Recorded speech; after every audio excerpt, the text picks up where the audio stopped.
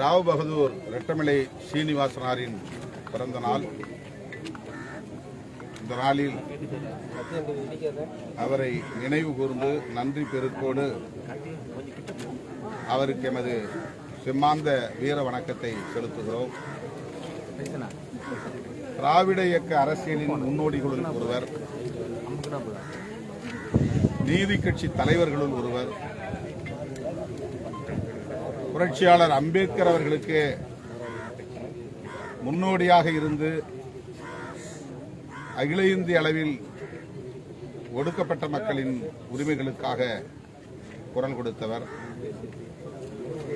புரட்சியாளர் அம்பேத்கர் அவர்களோடு லண்டனில் நடைபெற்ற வட்டமேசை மாநாடுகளில் பங்கேற்றவர். வயது வந்தோர் அனைவருக்கும் வாக்குரிமை வேண்டும் என்ற கோரிக்கையை வட்டமேசை மாநாட்டில் எழுப்பியவர். ராவ் பகதூர், திவான் பகதூர், ராவ் சாஹிப் ஆகிய பட்டங்களை அன்றைய வெள்ளையர் ஆட்சி காலத்திலே பெற்ற சிறப்புக்குரியவர். அத்தகைய மாமனிதர் ரெட்டமலை சீனிவாசனாரின் பிறந்த நாளில் சமூக நீதியை நிலைநாட்டவும் சமத்துவத்தை வென்றெடுக்கவும் அனைத்து தரப்பு ஜனநாயக சக்திகளும் உறுதியேற்க முன்வர வேண்டும் என்று விடுதலை சிறுத்தைகள் கட்சியின் சார்பில் வேண்டுகோள் விடுக்கிறோம்.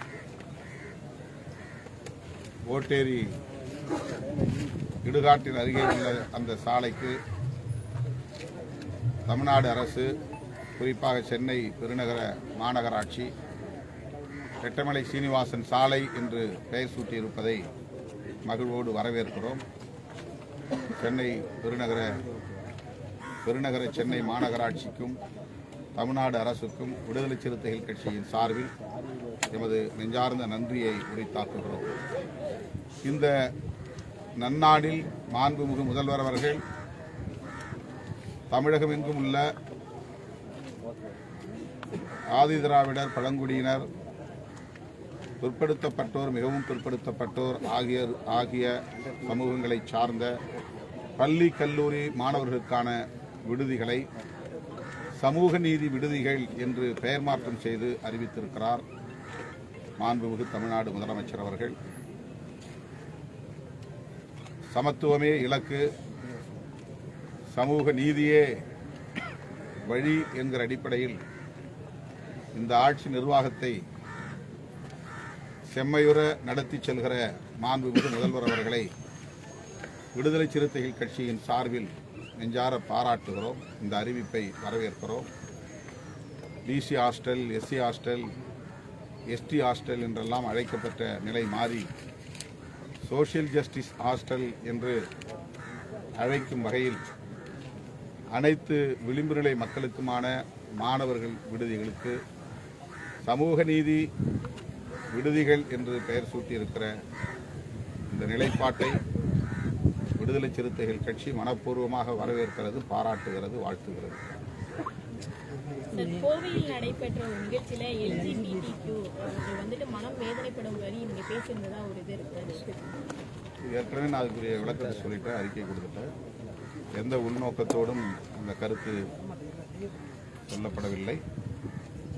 ஆனால் அந்த கருத்து அவர்களை காயப்படுத்தியது என்று அறிய வந்தேன். அவ்வாறு காயப்படுத்தியதற்காக வருந்துகிறேன் என்று ஏற்கனவே விளக்கம் அளித்திருக்கிறேன். திமுக, அதிமுக தேர்தலுக்கான பணிகளை தொடங்கியிருக்காங்க. விசிக தேர்தலுக்கான பணிகளை தொடங்கியிருக்காங்க. தேர்தல் பணி என்பது எங்கள் களப்பணிகளுள் ஒன்று. அதுவே எங்கள் முதன்மையான பணி அல்ல. தேர்தல் நெருங்கி வருகிற சூழலில் அதனை நாங்கள் தீவிரப்படுத்துவோம்.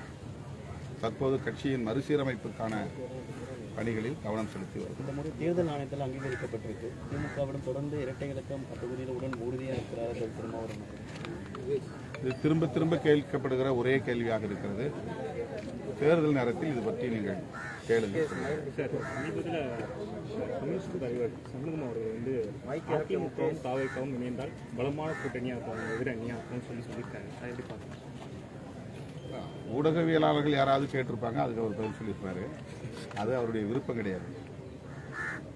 தொடர்ந்து யூகமான கேள்விகளை கேட்பதை ஊடகம் வாடிக்கையாக கொண்டிருக்கிறது.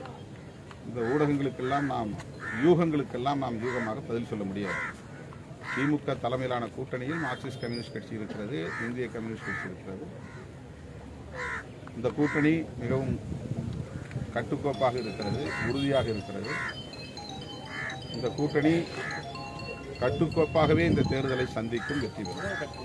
இன்னும் தேர்தல் வாக்குறுதி நிறைவேற்ற பழைய ஓய்வு திட்டம்லாம் எப்படி அப்படின்னு சொல்லி அவரும் சொல்லியிருக்காரு. அதை எப்படி பார்க்குறீங்க? விசிகா வந்து அவங்களோட தேர்தல் வாக்குறுதியை நிறைவேற்றலாம்னு நினைக்கிறீங்க? 100க்கு 100 வாக்குறுதிகளை நிறைவேற்ற முடியாது.